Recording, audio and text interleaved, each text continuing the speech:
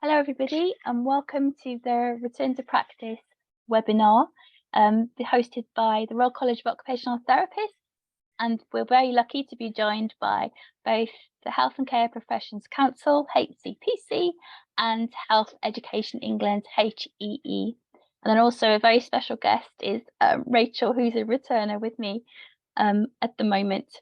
Just to let you know that this session is being recorded, and you will get a copy of the slides at the end of the presentation. And also we've got a Q&A function that you will see at the bottom of your screen that you can use to ask any questions, and we will look at those at the end. I'm just going to say, can you please bear with me because I've got a bit of a cold and a bit croaky, so I might be popping a little bit through this. So what I want to do first of all is to do the introductions. So my name is Anne Keane, so I'm the manager of the Professional Practice Inquiry Service at the Royal College of Occupational Therapists. And one of the things I do is lead on returning to practice for occupational therapists. And it's something that I really enjoy and that I'm really passionate about. And it's really great when you have conversations with people who may contact the service through phone calls, or maybe they will email, and they're thinking about, can I return to practice? Is it possible? A lot of the time it's about confidence and having that discussion with somebody and helping them get the sort of impetus to go for it, to find out about returning to practice. And everybody is pleasantly surprised that it's not quite as complicated or difficult that they may have thought. So we're going to explain a little bit more as we go on. But first of all, I'd just like to introduce my fellow speakers. So we'll start first with Rachel. Hello, everybody. I'm going to keep my introduction short, so I'll be saying a little bit more later on. I'm Rachel. I'm on a supervised practice placement with Anne at the Royal College of OT for 20 days doing an internship, and I'm on day 7 and absolutely loving it. And I'll look forward to speaking a little bit more later. Thank you. Thanks, Rachel. Natasha? Hi, everybody. My name's Natasha Bazarski, and I'm the National Programme Manager for Return to Practice for returners returning to the HCPC register here at Health Education England. Thank you. Kim? Hi, my name is Kim Tolley. I'm a professional liaison consultant at the Healthcare Professions Council. Brilliant. And it's Matt. Matt. Hi everyone, I'm Matthew Hi, Drayton. Matt. I'm a policy manager at the HCPC in the Policy and Standards Department. Brilliant, thank you. Right, could I have next slide, please? Okay, so like I said, welcome everybody. So this webinar, there are going to be 2 webinars. This first one is for RCOT members and their employers or managers to talk about returning to practice, and to promote it really, and to talk about the importance of supporting our colleagues to return to practice. There is going to be a second one in January, and that's going to be for returners themselves and potential returners. So if you know of anybody, if you've got any friends or ex-colleagues or people that you're working with who are thinking about going back on the register but are not quite sure what to do, then it'd be really great if they could attend that webinar in January. So the way we're thinking about it for organisations is that obviously people want to recruit, to develop and retain a motivated workforce, and by supporting returners, employers can do that. It'll increase capacity and capability to deliver services. And we've got some information later about talking about the experience of returners. So people, they were working for a significant period of time, they had a career break, and now it's the right time in their life to go back into work. And so they've got all this experience that they can use. They just need the chance, they just need that opportunity to do their return to practice. Thank you. Next slide, please. Okay, so what we'll cover in this webinar, we've got quite a bit to get through, but there will be opportunity at the end to ask questions. And also, just to reassure you, I've got my email address at the end. So if there's anything that you think of subsequently or that you don't want to kind of raise during the webinar, then please get in touch and then I can help you following on from that. So what we'll look at in this webinar is what exactly does returning to practice involve? And like I said, it's not as complicated as many people think. We'll look at what the returner needs to do. And then how, by supporting returners, does that help to improve recruitment and the retention of staff? Because obviously that's a huge issue at the moment. There are loads and loads of vacancies, I mean, across the board, but if we're thinking about occupational therapists, there are lots and lots of vacancies, and it can be very difficult to recruit, and also sometimes then to retain those members of staff as well. So returning to practice and supporting returning to practice is one way that we can help with that. So we look at why should we support them? What status can they have in the workplace? Who can provide supervision? And then what level of supervision will they need? Okay, next slide, please.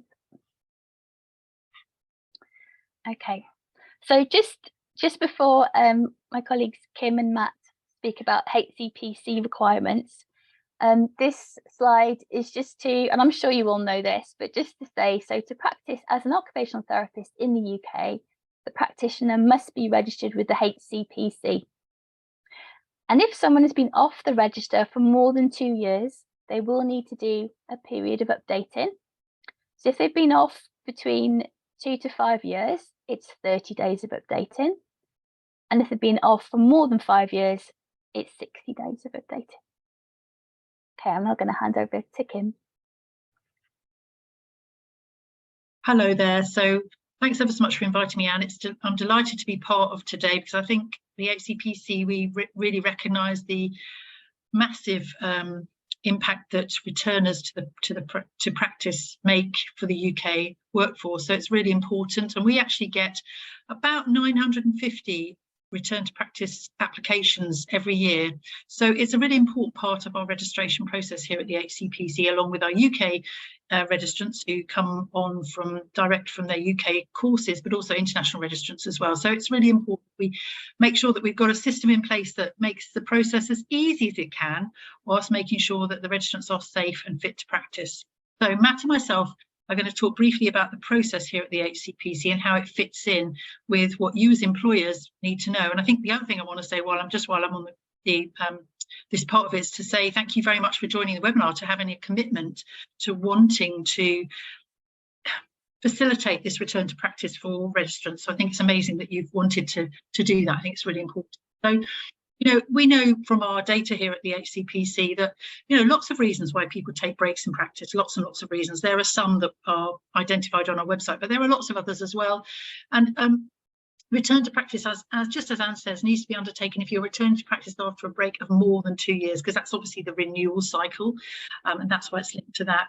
And breaks occur for many reasons, and I've just flashed a few of those up on the screen. And I wanted to invite Rachel, who's our return to practice. You're doing a return to practice program and as your practice with the Royal College of Occupational Therapists, aren't you, Rachel? And I thought it'd be really nice to hear from Rachel's and what your journey was like, Rachel, and how you found already being on your first few days of your return to practice supervised practice. Thank you, Kim. Just a little bit about myself. I qualified in 1992 from Oxford and went to work full-time, and clinically I spent most of my career working with brain injured adults that had acquired physical, cognitive and behavioural challenges. So worked my way through the ranks of basic grade, what was then senior 2 and senior 1, and became a lead OT, an education and therapy manager, head of profession, and in more recent years I was a director. And whichever role I was in, I always utilised my OT skills. Some would say I lived my life a little bit in reverse, because I didn't get married and have children until I was in my early 40s. But I was made redundant in 2015, and I came off the HCPC register in 2018, never intending to stay off the register for as long as I had done. But a combination of ill health, which coincided with the pandemic, meant that trying to arrange a practice placement was really, really challenging. I needed to try and exhaust local opportunities close to where I lived because of childcare. And many people if I'm honest, were saying that they were intimidated by my experience. And I was literally begging people to consider hosting me on a placement, because I was very well aware that whilst I've got lots of skills and experience dating back over many years, I'm certainly not up to date in terms of what's changed within the profession in recent years. I also think part of the reason was that many places local to where I live hadn't necessarily taken students on return to practice placements, and were perhaps a little less confident of what was required. So when I saw the tweet that the Royal College of OT were advertising this wonderful opportunity to do an internship, I secretly hoped that not many other people would see it, and therefore there'd be less competition. But needless to say, I applied and started my 20-day placement in November. And as I say, already it's just been overwhelmingly positive in terms of what I've learned, what I am learning, how much has changed in the profession, how many opportunities there are. I've received fabulous support, and I just feel terribly excited and enthusiastic about what comes next. So as Kim's already said, I'm grateful to all of you for being here today, for showing such an interest in wanting to learn what's the right thing to do to actually encourage people to come back to work. And hopefully, if we have another of these sessions in a few months' time, I'll be able to advise people exactly of what I am doing work-wise. So thank you. Oh, thanks ever so much, Rachel. It's very inspiring to hear from somebody who's actually at the start of that journey. And you bring so much, oh my goodness, so much knowledge and expertise and skills. And I just think it's wonderful that you want to come back to the profession. It's absolutely brilliant. So thank you very much for your sharing your journey. And I also would love to hear your sort of lived experience of going through the HCPC process and how easy stroke difficult you found that. I would really appreciate that. So I'm sure we'll catch up later about that actual process of doing those forms and seeing when, yes, what it's like from a user experience. So we can always improve things here at the HCPC. So when you do your forms, do jot down things that you think, oh, we could have done that better, and we'll actually look at those. So thanks ever so much for that. I will do. Thank you. Really appreciate it. And so you can see Rachel actually falls into quite a lot of those categories, don't you, Rachel? Yes. Of your personal journey. But anyway, yes, so lots of people fall into lots of those categories, and we're fine with that because we want to encourage people to come back to the register. So this is a flowchart that's actually in our return to practice guidance that I know one of us will put on the linked on the website, but it's all really clear, or we think it's clear, on our website, some of the information. You can see there's a flowchart for registrants to go through to work out what's best for them and what best route is for them. And I'm not going to go through it particularly, but it really makes it very clear on the website. So I'm going to hand over to Matt, if you don't mind, Matt, and Matt's going to look at some of the logistical things that we actually need to do to return to practice with the Health and Care Professionals Council. So Matt, if you don't mind, I'll hand over to you for a second. Thanks, Kim. Again, everyone. So as Anne spoke about briefly earlier, there's three sort of broad categories you need to think about in terms of the amount of time you've been out of practice and the requirements that come with that. So we're going to go into a bit more detail in the next slide as well. But the very simple version is that if you have practiced in the last 2 years, that means you should be able to renew your registration, because when you renew your registration, the question you need to answer is whether or not you've drawn on the skills of your profession in the last 2 years. If it's been over 2 years, you're not going to be able to renew. So if it's been between 2 and 5 years, you need to do 30 days of updating. And the third category is anything over 5 years needs 60 days of updating. Get the next slide, please. So you could have a situation where you've been off the register for more than 2 years. Sorry, you haven't been in practice for more than 2 years, but you're still on the register. So there's a couple of different ways that can happen. But in order to renew your registration with us every 2 years, like I mentioned before, you need to sign to confirm that you've practiced your profession at some point during the past 2 years. And if you haven't practiced, obviously you should not make this declaration. So if you haven't practiced in the last 2 years, you should come off the register, and then you can re-register at some point in the future if you need to return to practice, for example, or you can just renew your registration using the paper registration form, declaring that you have not practiced your profession. And then that will mean you will start with our return to practice process. And then you will find out what exactly the period of updating is and when it needs to begin.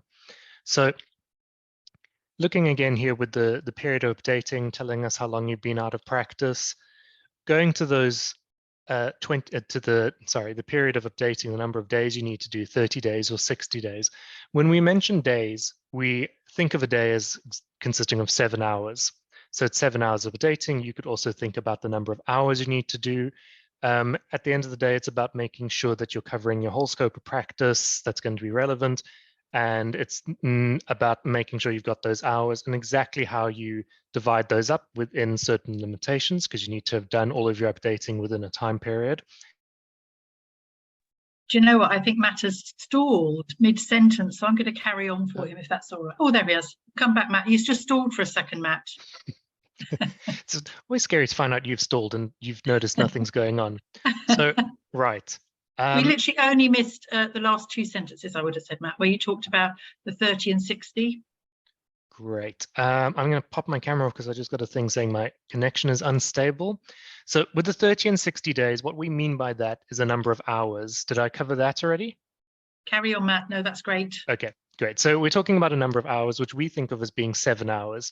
So how you exactly find those 7 hours is not going to be something strictly prescribed by the HCPC. You've got a limit of time that you're expected to do all of your updating in, but exactly 9 to 5, Monday to Friday, it's not going to be something that HCPC is going to be super prescriptive about. The return to practice system is designed to be flexible because obviously we know the people who are using it, they've come off of the register generally because they've needed some sort of flexibility. So it's not super prescriptive. So don't be intimidated by thinking there's incredibly strict requirements that you might not be able to meet. So if you decide to return to practice, like I said, you need to say how long you've been out of practice, and then you can renew your registration.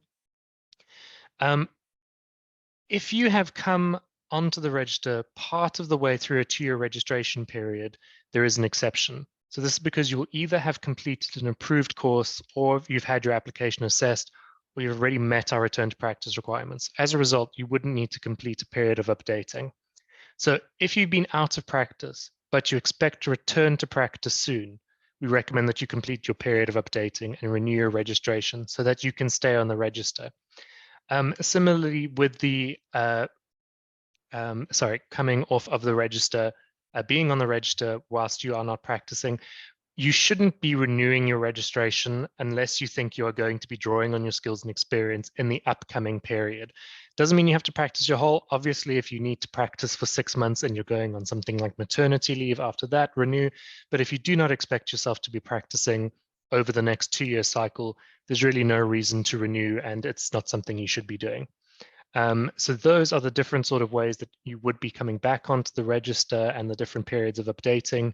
But like I said, it's all rather flexible and needs to be something you work out that works for all of your scope of practice. Thanks, Kim.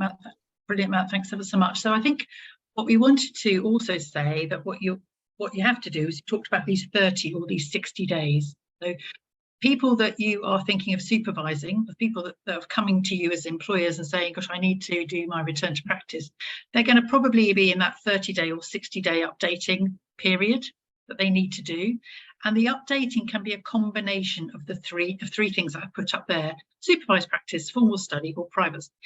And our main our only requirement is that private study mustn't take up more than half of the period. Okay, so you can do some private study, of course, and private study is really important, and actually it's about being professional, isn't it? So, you know, time shadowing another professional, looking at website articles, reflecting on those, using the reflective template on the Royal College of Occupational Therapists website. You can also do formal study, distance learning, return to practice programs. And I think, Rachel, you were thinking of doing a return to practice program, weren't you? You were contemplating, you talked a little bit about earlier when we spoke. Yeah, certainly. I'd considered that if I wasn't successful with my application for the internship, that I was considering, well, I was going to apply to the return to practice course at Coventry and definitely take up that opportunity. So I think for me as a return, it was about just being aware of what the options were. And I think people have touched on it already, that there is a flexibility that's there in that respect. So. Perfect, Rachel. So there's flexibility within that. And then, of course, as an employer, you're going to be, because, you know, those two things are really undertaken by the registrant. You're going to be thinking of what do I need to do in this supervised practice part of the registrant's return to practice. And I think the most important thing is it's a discussion between the supervisor, and I know Anne's a supervisor with Rachel, and it's a discussion between the two people to work out what's best for them. But it must be within the supervisor's scope of practice. So Anne couldn't supervise Rachel to do something that's without her scope of practice. That's logical, really, isn't it? It has to be part of a supervised practice. And as a supervisor, there's certain things you need to do as well, which I'm going to come on to. There's certain criteria that you meet. And that's, you as an employer are going to be thinking about who are the supervisors in my organisation that meet these criteria, that can be supervisors for return to practice students. So it's flexible, but as I said, so for example, if you need to do 30 days of updating, or your registrants do, it would be, you could do 30 days of supervised practice. They can do 10 days of supervised practice, 10 days of private study, and 10 days of formal study, 15 days of private study, and 15 days, you know, it's to be worked out between the registrant and the supervisor, and to be working out what's best for the registrant, really. And as Matt says, the key really is flexibility, because we want to make it as flexible whilst making sure that they are safe to practice at the end. So I just wanted to talk about the registrant's responsibilities, which I called your responsibilities, because thinking about registrants, they're responsible for their updating. You're not responsible for that as an employer. They are responsible for their own updating and working out and having that conversation with you. It's about being an adult learner, basically. You, as an employer, your responsibilities, you know, are what we've talked about, to identify a supervisor if possible. But you might set up other requirements as well. You might feel that actually, if you're going to employ this person at the end of the programme, just imagine, there are certain things you might want them to do. So you can set your own requirements.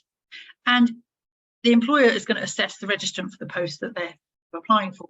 And of course, once they get that registration, it's important to think about a period of induction, a period of mentorship. It doesn't end there, as we well know. That's a really important part. Now, top tips, supervisors. So supervisors, thinking about that as employers, they need to have been on the register continually the last 3 years. All right, so no breaks in their registration, or no fitness to practice or proceedings or orders. They must be on the same part of register. Okay, so they must be an occupational therapist, and they can only supervise practice activities that are within their scope of practice. I've already sort of mentioned that. And Matt has already mentioned a bit about supervision when you do the form with us, and there is quite a lengthy form, and I would suggest that you as an employer just have a look at the form that your registrants are going to have to complete. It's quite useful because the form actually gives specific advice about the two roles that you're going to need to be aware of as employers. The first role you're going to need to be aware of is supervisor, the role of the supervisor. But the second role that you need to remember is as a counter signatory. So somebody in the organisation is also going to have to countersign the application. And we've got really clear guidance of what a supervisor role is, and what a counter signatory role is, and they're very distinct. But I'm not going to go through them because they're really clear, and it's quite easy to find somebody within most organisations who can do those two parts of the role. So I think that's probably all I'm going to say, and I'm going to pass over to Natasha, if that's okay, Natasha. I know you're going to build on some of the things that I've already said. There we go. Thank you, Kim. Hi, everybody. Apologies, I'm a bit croaky this lunchtime, but hopefully you can hear me okay. As you know, I'm Natasha Bazarski, and I'm the Return to Practice National Programme Manager here at Health Education England. Next slide, please. So Health Education England are an arm's length body and part of the NHS, and we work with partners to plan, recruit, educate and train the health workforce. And we exist for one reason: to support the delivery of excellent healthcare and health improvement to the patients and public of England by ensuring that the workforce of today and tomorrow has the right numbers, skills, values and behaviours at the right time and in the right place. And we support doctors, nurses, allied health professions and other professions, including non-registered practitioners as well. So the Return to Practice programme that I lead here at Health Education England exists to support returners to regain their HCPC registration. Next slide, please. So occupational therapists are one of our largest returning groups, and to date we've returned 204 OTs to the HCPC register with support of the programme, which is wonderful, but we're always happy to support more. So if you are interested, please do come forward and link in with us. And at the moment we've got 135 OTs that have started on the programme just this year, and we've got 32 that have completed so far this year as well. So again, if that makes you want to get involved with this group of active returners, then please, you're not alone, please do come and join them. Next slide, please. So not going to dwell on this too much because we've had a little bit of information there from the HCPC about their requirements, but as Kim was saying before, it is a very flexible process in that there are guidelines there, but they're flexible to allow you to update your knowledge and skills in a way that's appropriate for you. So it is a self-directed process, and it involves formal study, private study and supervised practice, and it's up to you to determine how you want to formulate your return journey. So returners have 24 months to collect their evidence prior to applying to rejoin the register. So that means that all of your evidence when you reapply must be dated within the last 24 months. And this is a temporary change, as the change was made during COVID. It was 12 months pre-COVID, but it still stands at 24 months at the moment. So your competency will be assessed by the HCPC, and they have a process, but we're about really providing that guidance and support along the process that the HCPC set out. Next slide, please. So benefits to supporting organisations, it can help you to address some of your workforce gaps and perhaps look at some of those hard to fill positions. So things that you might want to consider might be offering a unregistered kind of banding paid post whilst somebody's returning to practice, and then appointing them to a registered banding once they have returned to the register, a kind of what we call a grow your own approach, an opportunity to hopefully mould that person into the way they, to check they're a good fit for your organisation, and to mould them in how you work as an organisation as well as part of their return, and hopefully it's a win-win for both of you. There are lots of options in terms of whether you do a paid or an unpaid placement for returners, and there's another option, I think it's Annex 21 of Agenda for Change, where you can pay them a certain percentage of their salary whilst they're returning to practice, and then look to pay them the full percentage of their salary once they're back on the register. So lots of options. Very happy to have a chat with anybody outside of this event today if you'd like some more support looking at those options. Obviously supporting returners allows you to tap into that skilled workforce, and the average age at which people leave the HCPC register that are returning with us is 44. And on average, they have 9 years of experience. So, and they're leaving at, the vast majority at higher banded levels. So it's a really great opportunity to bring back quite a large amount of experience back into your workplace in a relatively short space of time, because actually, people can be returned in as quick as 30 to 60 days if you give them the right support to get them along their return to practice journey and completing the minimum required hours. It can also help you as an organisation to reduce your recruitment and agency costs as well, and perhaps expand your bank capacity.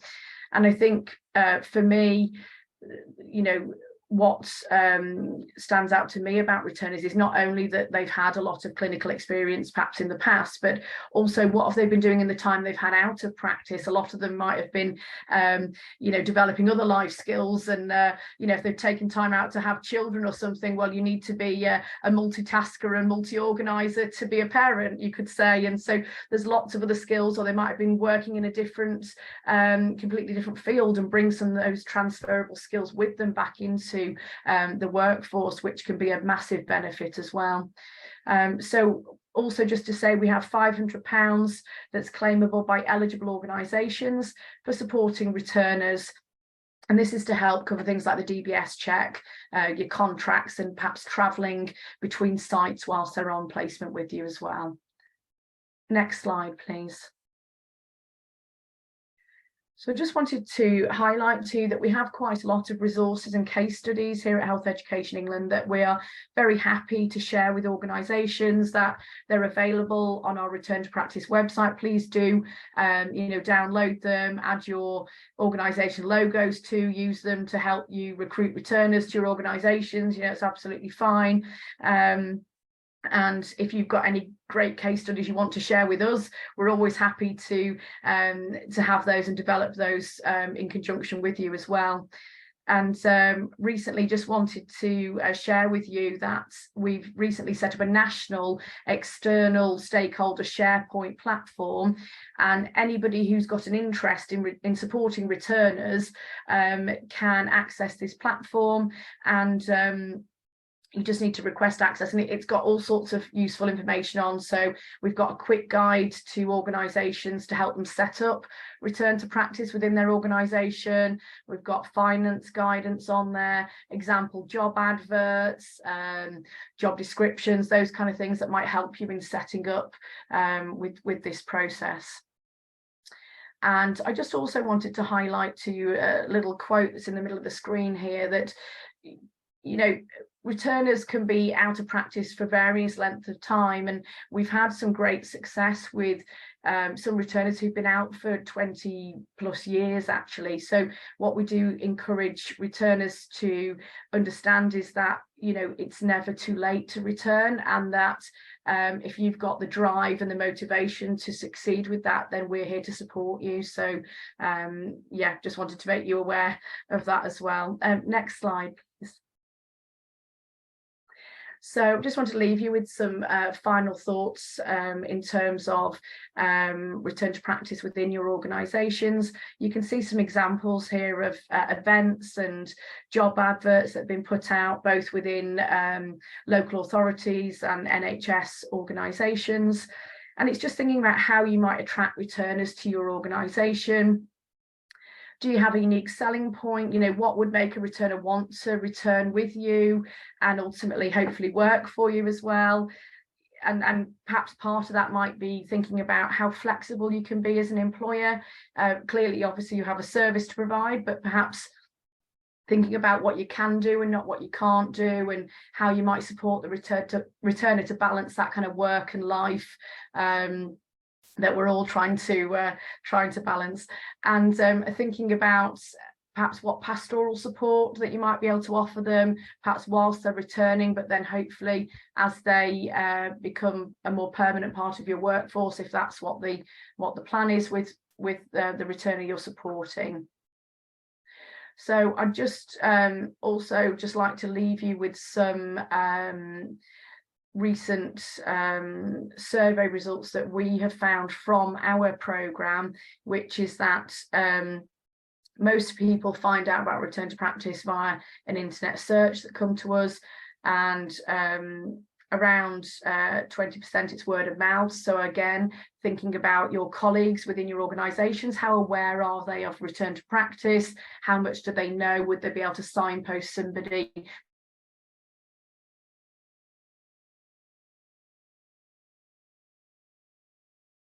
Oh, poor Natasha, I think she's called.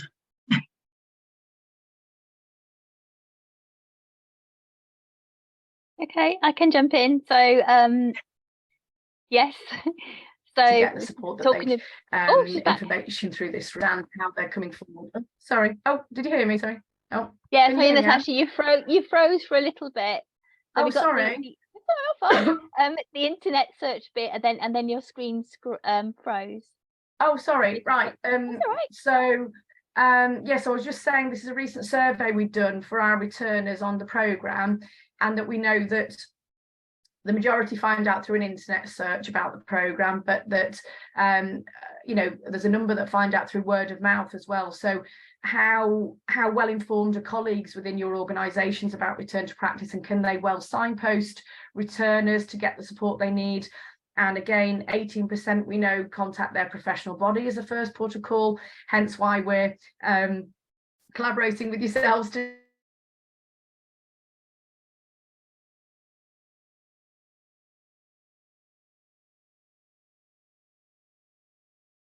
Okay, I can call Natasha.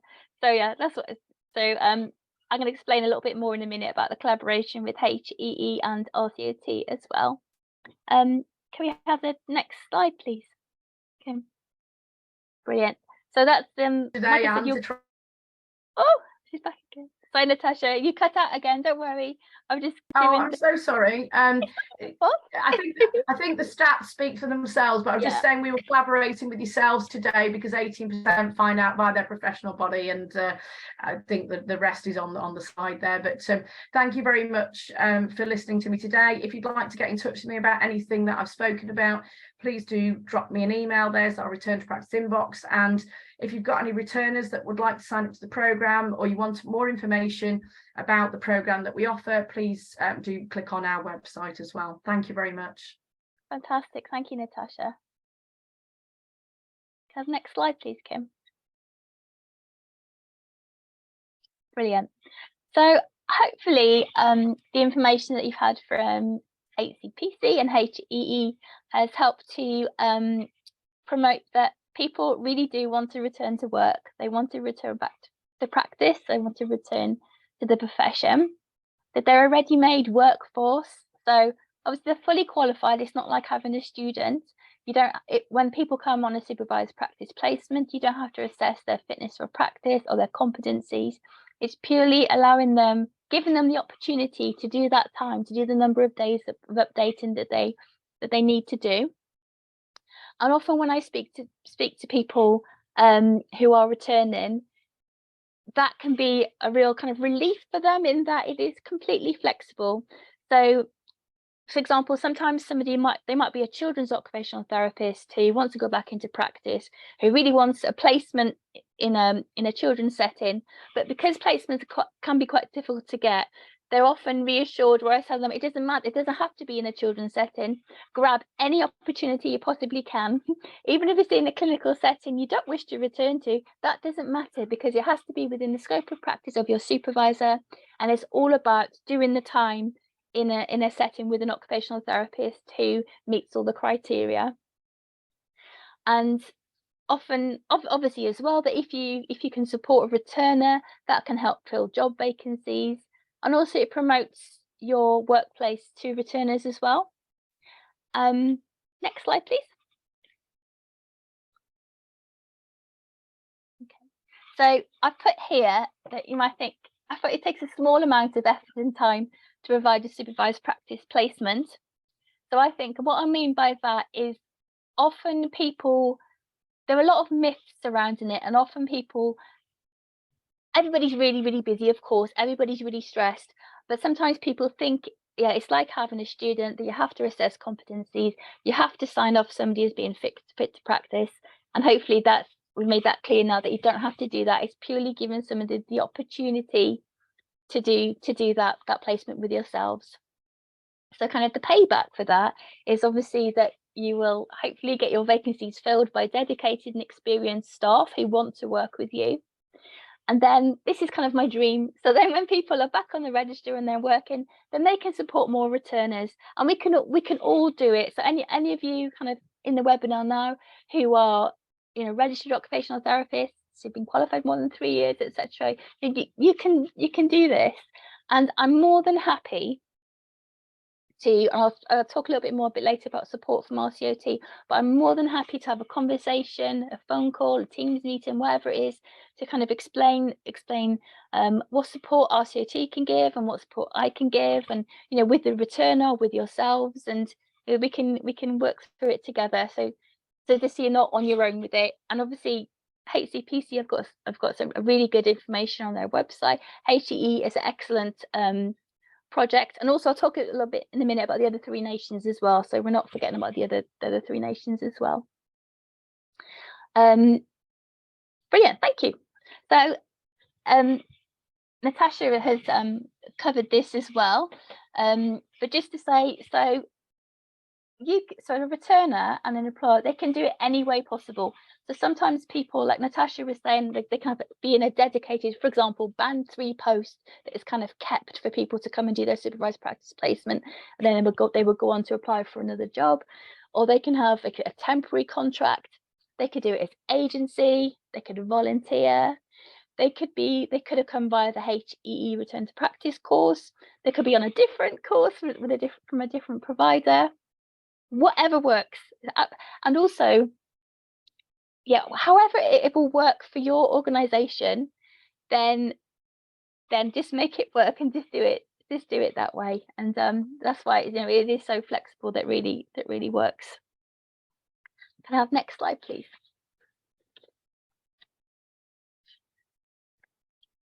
Okay, so I wanted to talk a little bit about RCOT and Health Education England. So kind of the reason that we're here for this webinar today is that Health Education England have got many projects on the go, and we're involved with several at RCOT.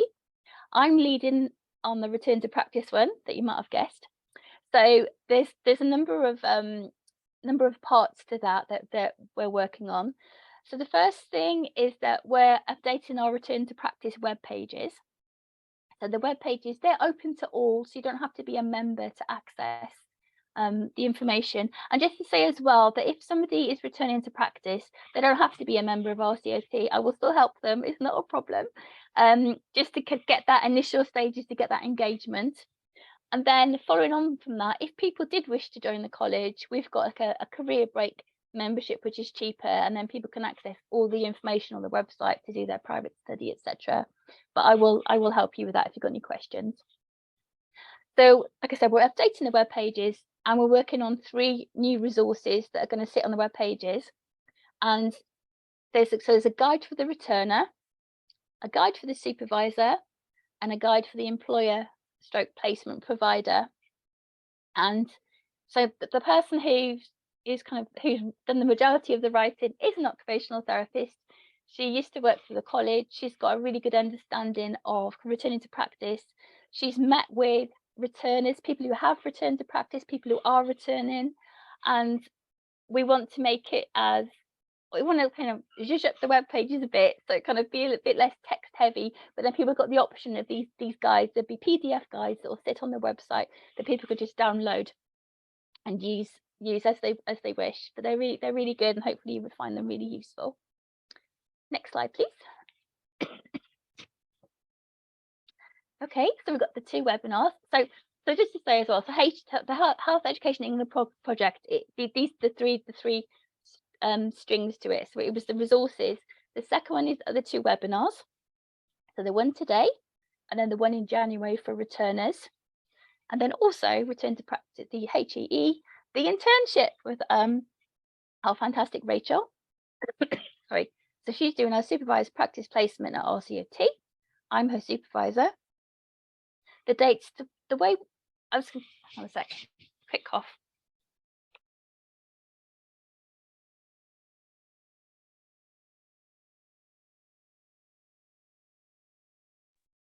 I'm back. So the way we've done it at RCOT is that we've done it as an internship. So the idea for an internship, and obviously the money, came from Health Education England with the project.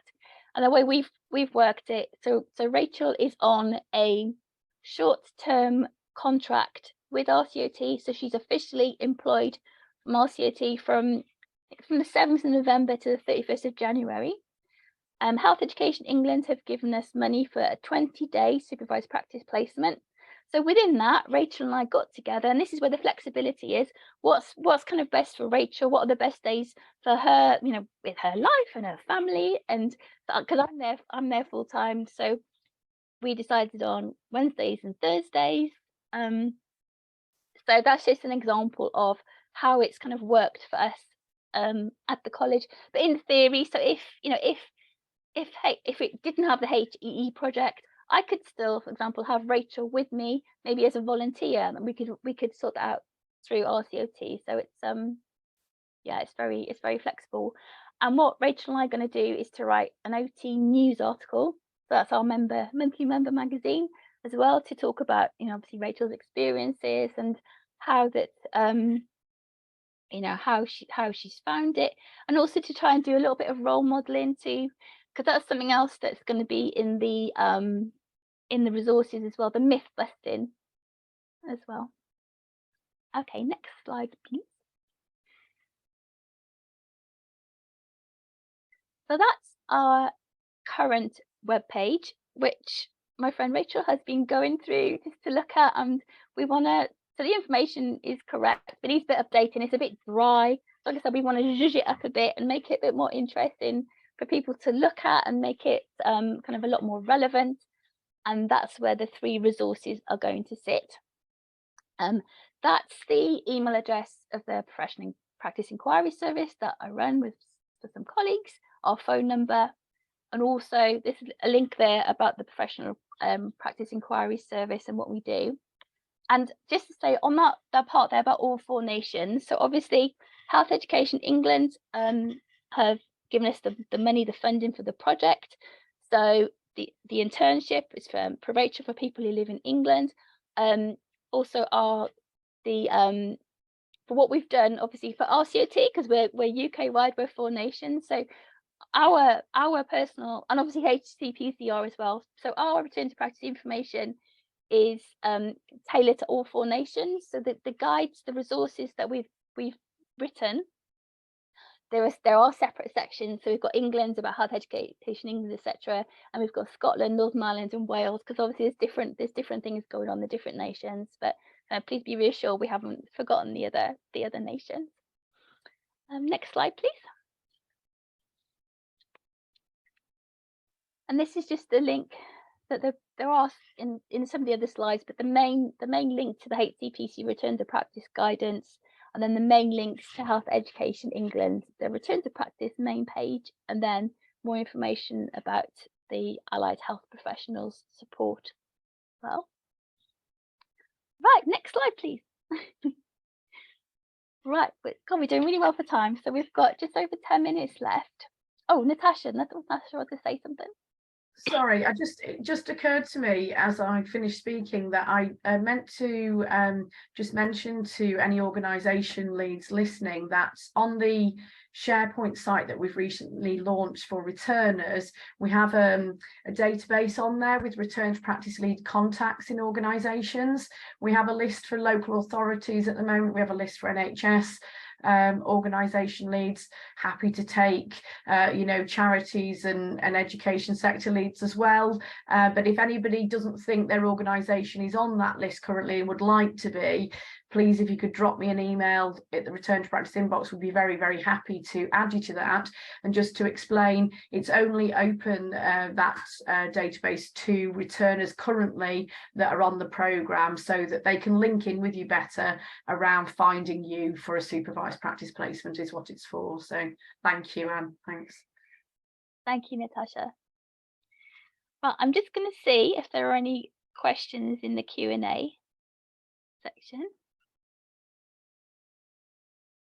There's nothing at the moment. If anybody wants to put any questions in, then please feel very free. What I've done, Kim, can I just have the next slide, please? It's the final slide. Just to say, so if you wanted to kind of contact me directly about returning to practice, any questions about occupational therapists at all, then just please feel free to email me directly, and we can set up a phone call. We can set up a Teams meeting, whatever you would find useful. Yeah, and so just because I guess I really, really, it's a fantastic opportunity for people, and I really think that, especially the issues with recruitment, and that there's this, this workforce waiting there. We just need to give them a hand. Kim. Oh, and I was also going to say that if I'm part of the professional liaison service here at the Health and Care Professionals Council, so if anybody's organising a return to practice programme on the call and they want us to come along and do some sessions on the role of the HCPC, our standards and guidance, be super grateful, because it's something I feel quite passionate about, that returners, if we can help and support them, that's really important. Yeah, thanks, Anne. Fantastic. So we've got about 10 minutes left. So so there's a question, exciting, in the Q&A. Let's have a look. So, am I right? This is from Louisa. Am I right? The HR processes have to happen at the trust. This is different from OT students, yes, where HEIs do all the DBSs, etc. So yes, Louisa. So it's kind of whatever will work in your organisation. So if it's easier to have a substantive post created for people to do that, then that would all happen internally. If it was as a volunteer, if they were going to work as an occupational therapy support worker for a period of time. But you're right, it is kind of internally from the organisation to sort out DBSs, etc. But if they, Natasha, if they go through Health Education England scheme, there would be some kind of guidance with that as well, wouldn't there? Yeah, yeah, so Louisa, yes, in answer to your question, yes, it does all happen in the trust, whether it's that, I've just used the NHS as an example here, but if you're looking at an unpaid return to practice, supervised practice placement, that would be an honorary contract that you would need, but you still need to go through a full HR process, to sort the contracting out. And equally, if it's a paid contract, then I would imagine you would be familiar with your trust processes, and it's just the same as any other contract and HR process. So even if they're on an honorary contract, you would still need to give them an induction, a mandatory training, all those kind of things as well, which they can use towards their returning hours anyway. And you would want to give them if they're working in your organisation, I imagine. So what we do have is a quick guide, and it does take you through step by step the normal suggested processes, if you like, that most organisations go through, and it's been done in collaboration with organisations that have return to practices set up. So we're looking at the processes normally followed within organisations. So I hope that helps. That's fantastic. Thanks, Natasha. And what I've done as well for some places, if they're a little bit unsure about maybe providing a placement or what it means, they could just have like a Teams meeting with with the potential returner, and just to explain the process as well. So I'm more than happy to do that as well. Right, I've got another question. So from Anonymous, if someone gets through registration by completing the requirements and is then in post, I presume the returner would need to go through competencies as part of their induction to gauge they are posted to the correct banding. So it's almost, so there's two stages. So the supervised practice placement would provide their way back onto the HCPC register, and then they would apply for a post as anybody else would, and regarding their competencies and level. I mean, most people would, if they're returning, they would come back a lower grade than they left previously, but it depends on the individual. But most people go in at kind of a band 5 level if they've been out of practice for a certain amount of time. But it depends on the individual, really. Okay. So question from Victoria. Where's it gone? I just jumped a bit there, beg your pardon. Oh, sorry, that might be my fault, Anne. I just answered it and pressed. Oh, okay, that's okay. So it was about the £500. When can people apply for it? What I suggest is that you interview the returner, you sort out your contracts, etc. And when you've agreed a start date and they're definitely going to be joining you, then you can invoice HEE for the £500. And then that can be paid to you. We can either do it directly via an invoice, or for NHS organisations, we can pay you via the educational contract if that's preferred as well. Fantastic, thank you. Jean-Claire, we have an employee who already works for organisation as a band 3 TA. Does she need a new role, or can she stay in this role while she does a return to practice? She can stay in the role if that she can. I mean, it sounds like perfectly placed. So if there are occupational therapists around her or in her vicinity in the workplace who meet the requirements of being a supervisor, then yeah, she can do it. She can do it then, and a lot of people do it that way. Okay. Sorry, and there was a question that I also answered, and it went into the answered file. Sorry, and it was about the standardized. Thank you, Raquel, asking about is there standardized paperwork that we need to fill in as supervisors to record their hours, and there is, and it's on in our. The form I was actually holding up earlier that I printed off to actually have a look at. It's actually in this form. It tells you about what you've got to sign, where, and your registrant will, I'm sure, be putting this under your nose saying, please can you sign this? They'll know exactly where it needs to be signed, but it's all on there, so I do apologise for that. That's okay. Okay, so we've got 5 minutes left. If there's any more questions, but like I said, if you think of anything, then please feel free to email me, and I can follow up from then. If there's any specific questions for Natasha or Kim or Matt as well, I can be the conduit for that. But most of the time, if you just email me, and I'll probably be able to answer it anyway, on kind of on everybody's behalf as well. Okay.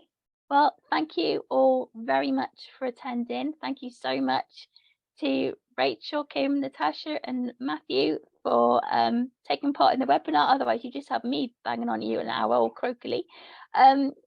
It's really fantastic. I love being able to support people to return to practice. It's completely doable. It's completely possible. It's a little bit of work for the supervisor and for the kind of receiving organisation initially, but just for a short period of time, and then it's a really, really good positive payoff then as well, because you're helping people to get back on the register, and then if there are job vacancies in your area, then also they can apply for those jobs if appropriate as well. Okay. So please email me if you have any questions. Thank you very much for attending, and I'm going to finish the webinar now. Thank you very much. Bye-bye.